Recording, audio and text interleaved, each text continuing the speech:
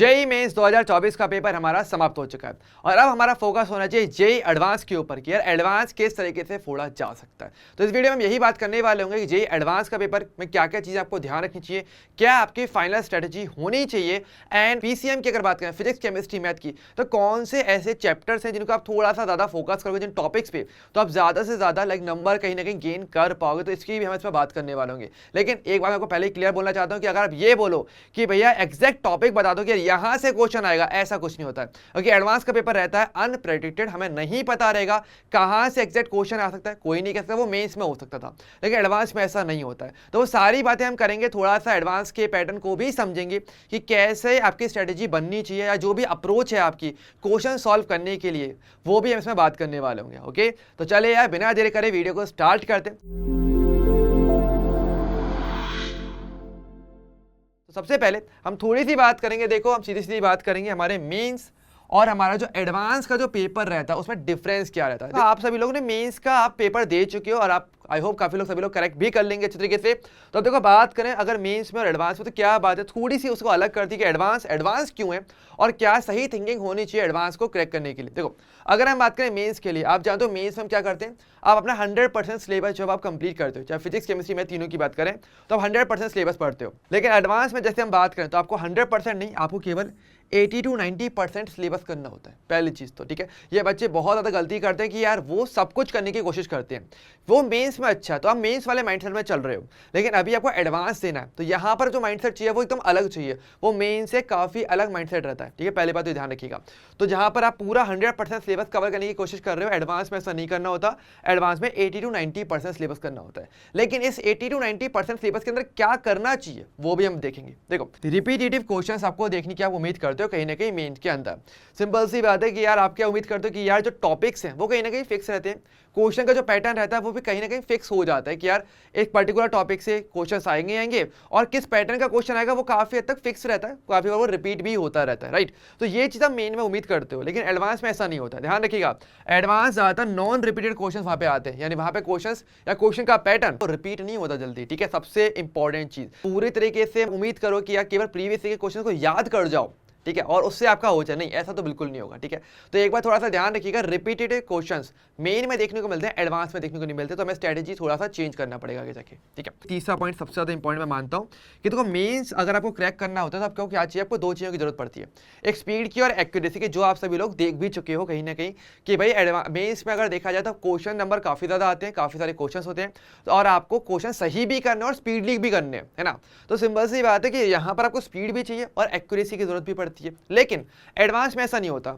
Advance में आपको पता है number of questions relatively mains के रेस्पेक्ट में काफी कम होते हैं। ठीक है, तो ऐसे में अगर देखा जाए तो आपको पास क्या है, आपको ज्यादा क्वेश्चंस नहीं करने पर आपको एक्यूरेट क्वेश्चंस करने होते हैं। ठीक है, और यहीं से मेरा फर्स्ट पॉइंट भी हमेशा कनेक्ट हो जाता है डायरेक्टली। अगर आप बात करो तो कैसे, आपको क्या बोला गया भाई, आपको पहली बात तो 100% सिलेबस नहीं करना चाहिए। क्यों नहीं करना चाहिए, सबसे पहले समझिएगा, क्योंकि आपको क्वेश्चन ज़्यादा करने नहीं है एक्चुअल में। मतलब आपके पास एडवांस में एक ऑप्शन रहता है बहुत ही अच्छा कि आप चाहो तो कुछ चीज़ें छोड़ सकते हो, ताकि आपको जो सही पता है, जिसके लिए आप ज़्यादा एक्यूरेट हो, आप उनको करके आओ। सिंपल सी बात है, एडवांस अगर क्लियर करना है तो आपको जो विजन है, जो पढ़ना आप चाह रहे हो, वो भी काफी हद तक क्लियर होना चाहिए। अगर वो क्लियर नहीं है तो एडवांस तब भी नहीं निकलेगा। तो भाई इसमें थोड़ा सा ज्यादा स्ट्रेटजी से वर्क करना पड़ता है, केवल रैंडम पढ़ाई से एडवांस कभी नहीं निकलता है। ठीक है, यानी आप क्वेश्चन जितने ज्यादा चांसेस हैं कि आप सही करोगे वो बेस्ट है।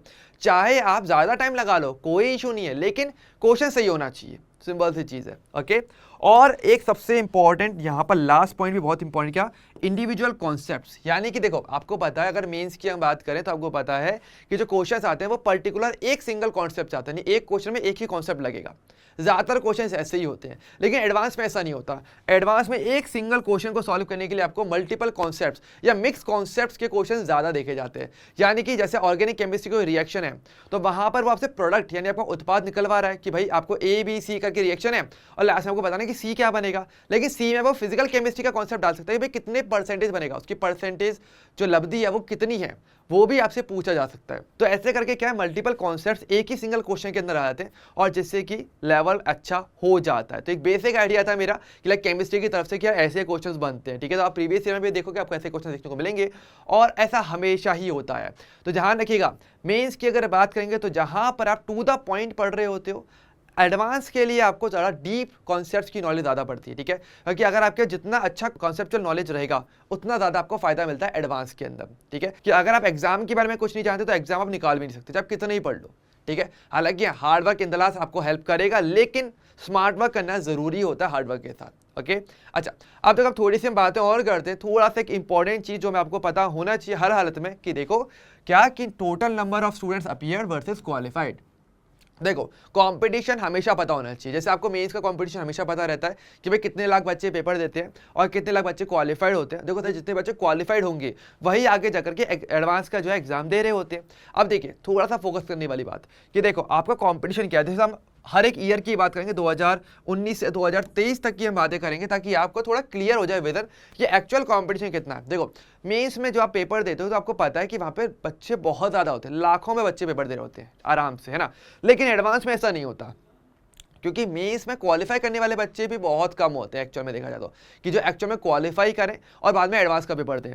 तो अगर जैसे आप देखो डाटा, अगर देखो तो 2019 का डाटा अगर आप देखते हो तो इस टाइम पे अगर देखा जाए तो 1,61,319 बच्चों ने पेपर के लिए क्वालिफाई हुए थे, मतलब पेपर अपीयर्ड किए थे, मतलब मेंस इन्होंने क्वालिफाई किया और बाद में जाकर के एडवांस का पेपर दिया। एक लगभग आइडिया है आपका, ठीक है। 2023 की अगर बात करूँ तो ऐसा नहीं है। 2023 में देखो क्या है हमारे पास 1,80,372, यानी कि अगर देखा जाए तो मेंस में जहाँ बहुत ज़्यादा लाखों बच्चे पेपर देने आते हैं, एडवांस में उतने ज़्यादा एडवांस तक उतने पहुँचते ही नहीं है। तो कंपटीशन जो होता है ना वो असल में इतने ही बच्चों से होता है, पहली चीज़ तो, ठीक है। और उसमें भी एक्चुअल में कितने बच्चे आगे जाके जो है एडवांस का पेपर क्रैक कर पाते हैं, तो वो करीब करीब होते हैं आपके पास 43,773।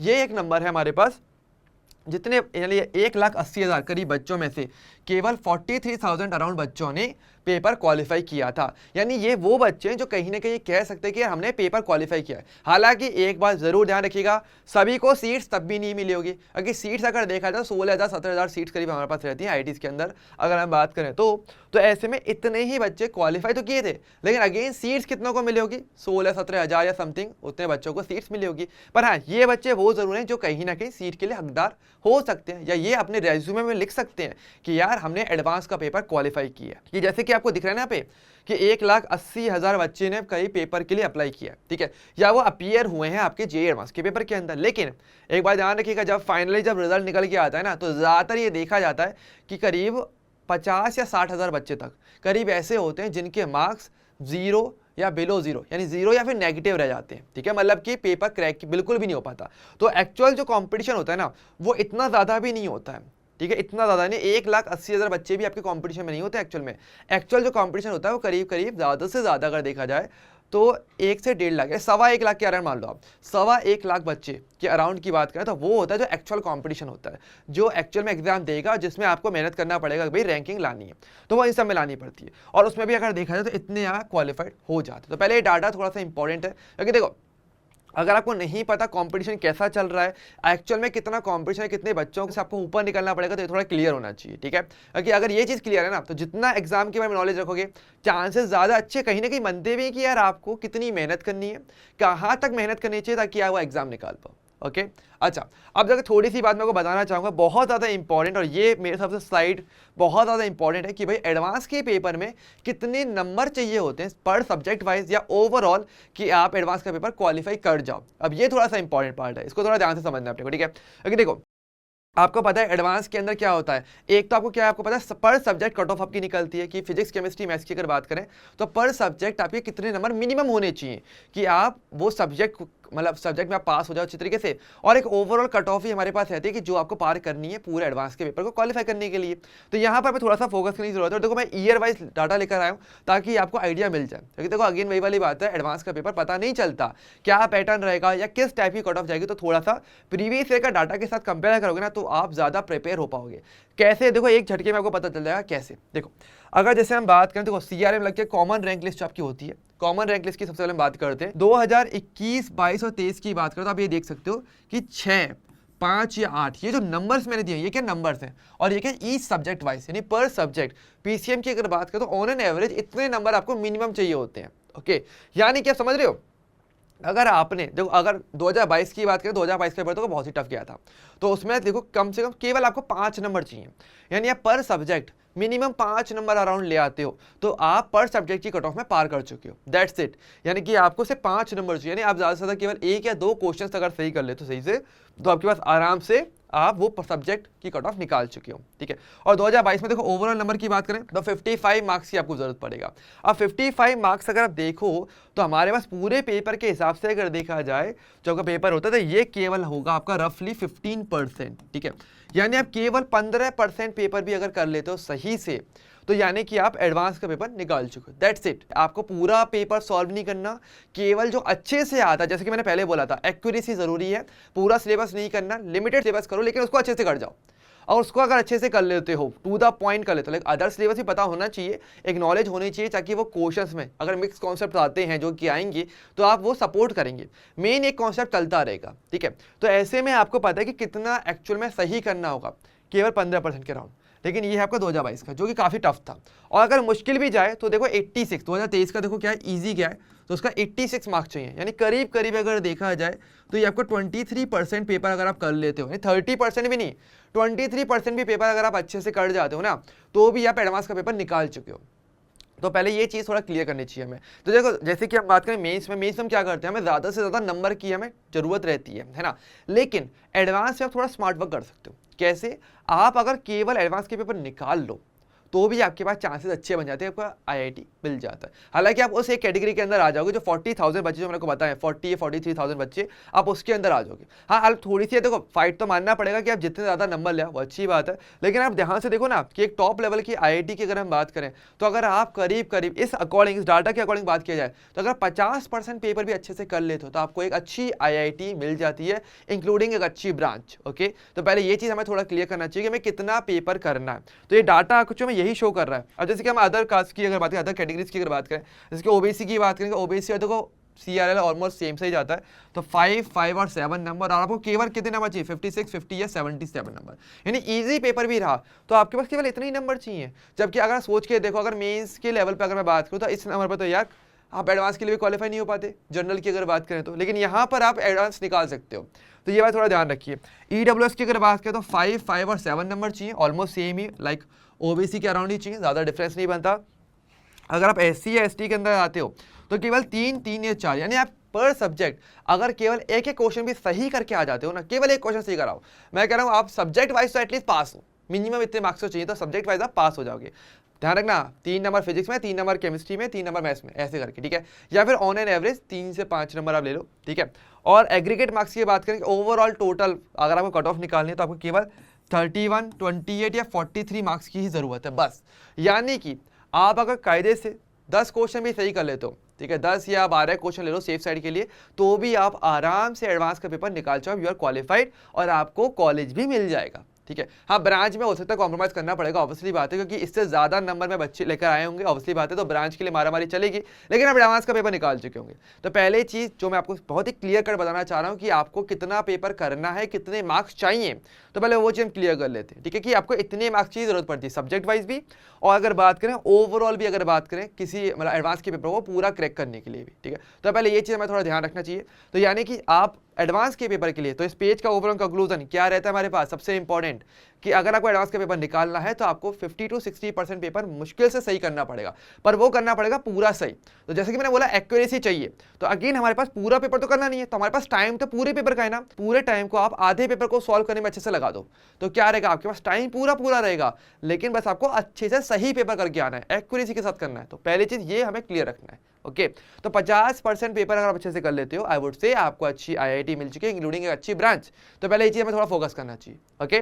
तो पहले ये जो माइंडसेट है, पहले ये माइंडसेट लेकर आओ। अगर ये माइंडसेट नहीं है ना तो फिर आप एग्जाम नहीं निकाल पाओगे। ऑब्वियसली बात है कि आप कहीं ना कहीं मैसअप कर दोगे, कहीं ना कहीं गड़बड़ करके आओगे, तो वो हमें नहीं करना है कि पूरा पेपर भाग रहे हो, पूरा पेपर करना है ज़्यादा से ज़्यादा, नहीं, ये नहीं करना, बस सही करके आना, और आधा पेपर करो, मैं कह रहा हूँ छांट के करना है बस।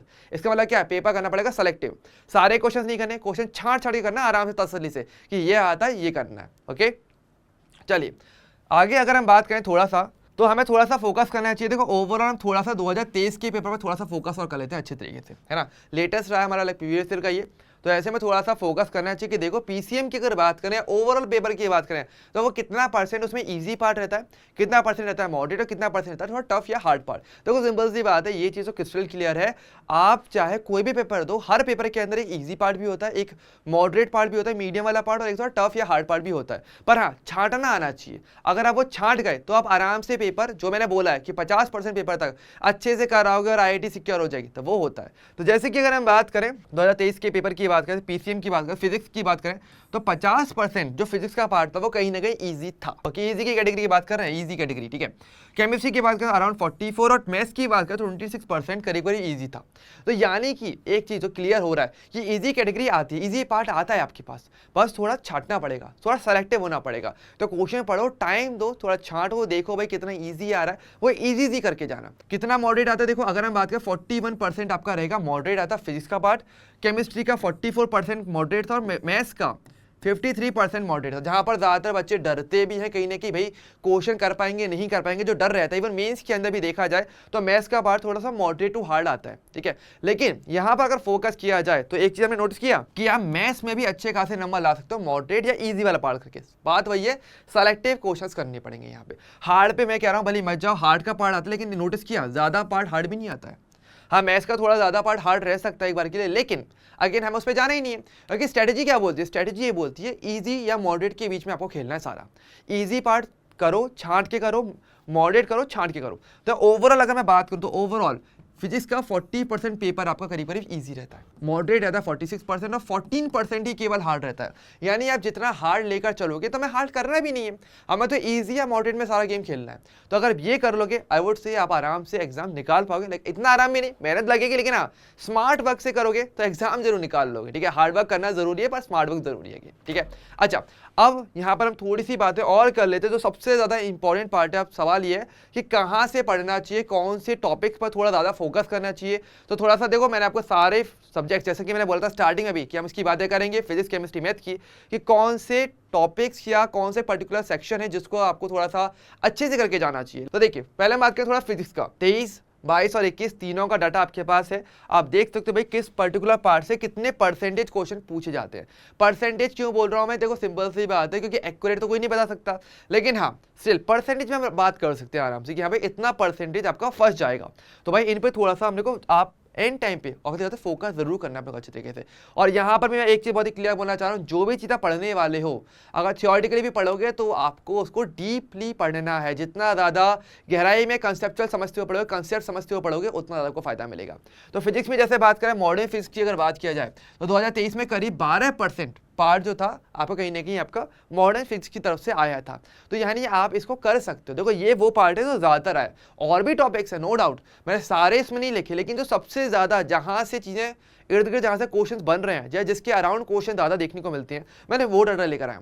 अदर से भी आएगा नो डाउट, लेकिन इतना ज़्यादा नहीं आएगा, ठीक है। हालांकि ज़रूरी भी नहीं कि हर साल इनसे ज़्यादा आए, कभी ज़्यादा आएगा कभी नहीं आएगा। अगेन अनप्रेडिक्टेड पेपर है हमारे लिए, तो ठीक है। अच्छा, इलेक्ट्रोस्टैटिक्स की अगर बात करें तो देखो 2023 में अगर देखा जाए केवल 3% आया था, लेकिन 2022 में 13% तक आया इसमें, ठीक है। तो ऑब्वियसली बात है, करना थोड़ा सा फोकस करना बनता है, ठीक है। केडीजे थर्मोडायनेमिक्स यार, इससे थोड़ा सा अच्छा पार्ट अक्सर देखने को मिलता है हर साल। 12% 2023 में, उससे पहले 6% या 8% कहीं ना कहीं इधर से आया है। तो यानी ओवरऑल देखा जाए तो यहाँ से अगर आप ये पार्ट थोड़ा स्ट्रॉन्ग करते हुए चलते हो, ज़्यादा कंसेप्चुअल, थोड़े ज़्यादा क्वेश्चन प्रैक्टिस करोगे, तो आपके पास ज़्यादा अच्छे चांसेस बन जाते हैं कि आप एडवांस में थोड़ा और अच्छा परफॉर्म कर पाओगे। देखो अगेन वही वाली बात है, फिक्स डाटा नहीं है, अनप्रेडिक्टेड है सारा का सारा। लाइक ये डाटा फिक्स है, लेकिन 2024 के लिए फिक्स नहीं कह सकते, राइट, ठीक है। जैसे मेंस में रहता है कि यार यहाँ से क्वेश्चंस आएंगे ही आएंगे फिक्स, 2 क्वेश्चन 3 क्वेश्चन हर चैप्टर से या टॉपिक तक हम बता देते हैं, लेकिन एडवांस में कभी कोई नहीं कह सकता कहाँ से क्वेश्चन आएगा, कैसा आएगा, क्योंकि अगेन वही वाली बात है, सब कुछ मिक्स आएगा। तो आपको लेकिन इन पर फोकस जरूर अच्छे से करना चाहिए, क्योंकि इनके इर्द गिर्द क्वेश्चन ज़्यादा अच्छे बन सकते हैं, ठीक है। इसके अलावा एसएचएम या अगर बात करें वेव्स की तो 9% तक, ज्योमेट्रिकल ऑप्टिक्स की तो 9%, या रोटेशन से अरेंज 5% के अराउंड क्वेश्चन आपके बन जाते हैं, ठीक है। और ओवरऑल डाटा भी जो है वो भी आप देख सकते हो। पर हाँ, पढ़ाई जब कर रहे हो अपनी, तो भाई इन पे थोड़ा सा फोकस करना, ठीक है। और इनके अंदर जितने ज्यादा क्वेश्चंस बन सकते हैं उतने आपको बनाने हैं, ज्यादा से ज्यादा क्वेश्चन लगाने हैं। आगे की अगर बात करें, आगे की बात करते हैं जिसके आपके पास के भी आपको पढ़ाते हैं, केमिस्ट्री का थोड़ी सी इधर भी फोकस कर लेते हैं। तो देखिए केमिस्ट्री में अगर देखा जाए तो एक बार थोड़ा ध्यान रखिएगा, सबसे इंपॉर्टेंट, मेंस में चाहे आपका टॉपिक एलिमिनेट हो जाए, चाहे आपका पूरा चैप्टर एलिमिनेट हुआ, केमिस्ट्री में को पता है बहुत ज़्यादा हुआ है, लेकिन एडवांस में ऐसा नहीं है, तो हमें पढ़ना पूरा ही पड़ेगा, सिंपल सी बात है। ओके, और कौन कौन से चैप्टर्स पे थोड़ा ज़्यादा फोकस करना चाहिए? एरोमेटिक कंपाउंड्स की बात करें, यानी कि हमारे बेंजीन की अगर बात करें, स्पेशली जो लाइक केमिस्ट्री में सबसे ज़्यादा जैसे बनते हैं, वो करीब करीब आपके पास 8%, 10% या 10%, यहाँ पे इसके अराउंड काफ़ी ज़्यादा क्वेश्चन बनते ही रहते हैं। ठीक है, यानी कि अगर आपको एडवांस के पेपर के अंदर कहीं ना कहीं रिएक्शंस तो मिलेंगी, तो एरोमेटिक कंपाउंड स्पेशली बेंजीन की अगर बात करें, तो वहाँ पे बेंजीन के अराउंड की रिएक्शंस आपको ज़्यादा देखने को मिलेंगी। अब बेंजीन में ध्यान रखना, बेंजीन, एल्निन, फिनॉल या आपका एनिसॉल कुछ भी हो सकता है वो आपका, पर है तो एरोमेटिक ना, तो वहाँ पे थोड़ा फोकस करना चाहिए। अच्छा, इसके अलावा बात करें केमिकल बॉन्डिंग की अगर बात किया जाए, तो 10% आपका 2023 में पूछा गया था, यानी यहाँ पे स्ट्रक्चर बेस्ड बातें करी जाएंगी और इसके बिना आप लाइक केमिस्ट्री कुछ नहीं कर पाओगे, तो यहाँ थोड़ा देख के जाना पड़ेगा। ठीक है, थर्मोडायनेमिक्स अगेन फिजिक्स में भी अच्छा है और केमिस्ट्री में भी क्वेश्चन यहाँ से अच्छे बन जाते हैं। ठीक है, कॉन्शियस केमिस्ट्री की बात करें, लास्ट ईयर 5% तक आया है। इसके अलावा पी ब्लॉक की बात करें, जो कि सबसे ज़्यादा एलिमिनेट हुआ, जो आपका सबसे बदतर जो चैप्टर था कहीं ना कहीं केमिस्ट्री का, लाइक बदतर तो मैं क्या कहूँ, लेकिन हाँ मतलब जिससे सबसे ज़्यादा बच्चे डरते हैं इवन, और मेंस में तो उसमें बहुत तसल्ली मिली, लेकिन एडवांस में ये पीछा बिल्कुल नहीं छोड़ने वाला।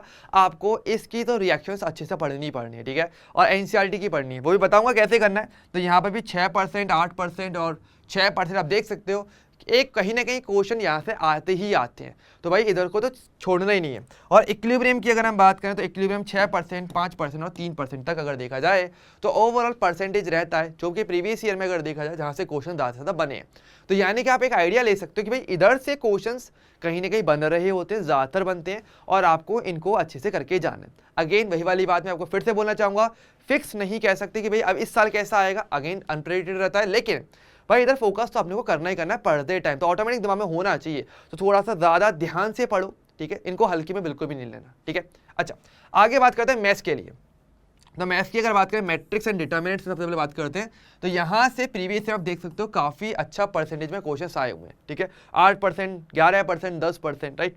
अच्छा, अगर बात करें ट्रिग्नोमेट्री की बात करें, तो 7%, 11 और 10%, यानी एक अच्छे पार्ट आपको ये कवर करके देंगे। तो आप इनमें जितना ज़्यादा प्रैक्टिस करोगे ना, सभी में ट्रिग्नोमेट्री हो गया, प्रोबेबिलिटी हो गया, अगेन बहुत ज़्यादा शानदार, कॉम्प्लेक्स नंबर्स, डेफिनेट इंटीग्रेशन की बात करेंगे, अगर बात करें इन सभी की, तो यहाँ पर आपके पास एक अच्छा परसेंटेज, एक अच्छा डाटा आपको मिल जाता है। मतलब अगर आप देखो प्रीवियस ईयर के अंदर, तो आपको ये देखने को मिलेगा, और प्रोबेबली हम उम्मीद करेंगे कि यार 2024 में भी यहाँ से लाइक या इनके इर्द गिर्द क्वेश्चन ज़्यादा अच्छे बन जाए। तो भाई इधर अपने को थोड़ा सा ज़्यादा अच्छा पढ़ना चाहिए। ओके, लाइक मेरा तो ये कहना है। ठीक है, अब देखो, तो ये तो आपका सारा डाटा हो गया। अगर हम बात करें अलग अलग सब्जेक्ट की, फिजिक्स की, केमिस्ट्री की एंड मैथ्स की, मैंने तीनों का आपको बता दिया है कि कहाँ से क्वेश्चन ज़्यादा अच्छे बनते हैं। तो यार अगर आप पढ़ाई कर रहे हो एडवांस की और अच्छी तैयारी कर रहे हो, तो ये इन पर थोड़ा फोकस करना है। ठीक है, अब थोड़ा सा बात ये आती है कि अब हमें एग्जैक्टली क्या करना चाहिए और थोड़ा और कहाँ से पढ़ाई करनी चाहिए, कहाँ फोकस करना चाहिए। तो देखिए, सबसे पहले चीज़ PYQs, नो डाउट ये तो आपको करने ही करने हैं। PYQs आपको ज़्यादा से ज़्यादा लगाने हैं, और मैं आपको कहूँगा कितनी ईयर के, तो कोई लिमिट नहीं है। मतलब मैं ये कह रहा हूँ कि अगर आपको लग रहा है 5 ईयर के क्वेश्चन काफ़ी हैं, तो भाई 5 ईयर के भी कम पड़ेंगे। मैं तो कह रहा हूँ 10 साल तक के, लास्ट 10 ईयर्स के भी क्वेश्चन मिल जाए, लगा लेना। ठीक है, और कि अगेन आपको नहीं पता पेपर कैसा आता है, तो भाई जितना ज़्यादा प्रैक्टिस कर लो प्रीवियस ईयर की, उतना ज़्यादा बेस्ट रहेगा। एटलीस्ट माइंड उसके अकॉर्डिंग सेट हो जाएगा कि भाई एडवांस में कैसे टाइप के क्वेश्चन पूछे जाते हैं, वो माइंड सेट अच्छा होगा ना, तो फिर आप अगर नया भी आएगा तो क्या हुआ, कर लेंगे। तो ये एक आ जाएगा, और वो आप करना मल्टीपल टाइम्स। मल्टीपल टाइम्स क्यों? देखो नॉर्मली अगर देखा जाए मेंस के अंदर हम ऐसा नहीं करते। मेंस में क्या होता है, आपने एक क्वेश्चन कर लिया, एक पैटर्न समझ लिया, क्लियर है। लेकिन एडवांस में ऐसा नहीं होता। मल्टीपल टाइम्स मैं क्यों कह रहा हूँ यहाँ पे, क्योंकि हर बार जब आप क्वेश्चन करोगे ना, तो आपको लगेगा कि आप एक ही क्वेश्चन को अलग अलग अप्रोच से कर रहे हो। तो अप्रोच अगर आ जाएगी तो फायदा है। तो इसलिए मैं कहूँगा कि यार प्रीवियस के क्वेश्चन आप करो, और जो भी क्वेश्चन करने वाले हो 5 साल के, 10 साल के, ज़्यादा से ज़्यादा करना, और उसको करना मल्टीपल टाइम। एक बार कर लिया, फिर कुछ दिनों बाद फिर से कर लिया। दूसरी बात, read NCERT for chemistry specially. ठीक है, केमिस्ट्री में कौन सा, वो भी इनऑर्गेनिक। यहाँ पर ये भी मैं बोलता हूँ इनऑर्गेनिक केमिस्ट्री की मैं यहाँ पे स्पेशली बात कर रहा हूँ, क्योंकि इनऑर्गेनिक केमिस्ट्री में थियोरेटिकल रिएक्शंस आएंगी, थियोरेटिकल पार्ट आएगा ही आएगा, तो वो आपको जरूर अच्छे से करने जाना है। आप समझ गए होंगे मैं किस चैप्टर की बात कर रहा हूँ, पी ब्लॉक की, डी एंड एफ ब्लॉक की स्पेशली। तो उनकी तो आपको भाई अच्छे से सारी रिएक्शंस देख के जानी है, और एनसीईआरटी अच्छे से पढ़ना है। अच्छा, इसके अलावा भाई सिंपल सी चीज़ है, प्रैक्टिस ज़्यादा से ज़्यादा करना और एडवांस लेवल के क्वेश्चन करना। इसके लिए आप जो भी बुक चाहे वो आप ले सकते हो, कोई इशू नहीं है, क्योंकि हर बुक के अंदर आपको अच्छे क्वेश्चन मिलेंगे। तो एडवांस लेवल की आप जो भी बुक चाहो रेफर कर लो, कोई इशू नहीं है। और क्वेश्चन ज़्यादा से ज़्यादा करना, जितने ज़्यादा क्वेश्चन प्रैक्टिस करोगे माइंड ऑटोमेटिक सेट होता चलेगा नए नए क्वेश्चंस के लिए और रैंडम क्वेश्चंस के लिए भी। ठीक है, तो आप अनप्रेडिक्टेड चीज़ें भी कर पाओगे काफ़ी अच्छे तरीके से। तो यहाँ पे ये चीज़ आपको ज़रूर करनी चाहिए, मेरी सलाह आपके लिए यही रहेगा। देखिए ओके, सो बच्चों इस वीडियो में इतना ही रहेगा। Thank you everyone. सो यार आई होप आपको वीडियो में काफ़ी चीज़ें क्लियर हुई होंगी। एडवांस का पेपर कैसा रहेगा या कैसी आपको तैयारी करनी चाहिए वो काफ़ी हद तक क्लियर हुआ होगा। मेंस में जो माइंडसेट था वो अलग है, एडवांस के लिए माइंडसेट अलग चाहिए। सिंपल सी बात है, जितना ज़्यादा प्रैक्टिस करोगे उतना अच्छा रहेगा। एंड प्रीवियस ईयर ज़्यादा से ज़्यादा करने हैं, ठीक है। कितने नंबर चाहिए आई होप सभी को आइडिया मिल गया होगा, पर सब्जेक्ट वाइज भी और आपके पूरी ओवरऑल कट ऑफ के लिए भी, ठीक है। तो यार इस वीडियो में इतना ही रहेगा। वीडियो अच्छा लगा हो, आपको नॉलेज इन्फॉर्मेटिव लगी हो तो यार लाइक जरूर करेगा एंड मुझे कमेंट करके जरूर बताइए कि आपको और किस टाइप की वीडियो चाहिए। अब वो फीडबैक भी आप दे सकते हो अपनी वीडियोस के लिए। ओके, सो यार अब हम मिलेंगे इसी प्रकार से किसी एक और सेशन में, तब तक के लिए बाय।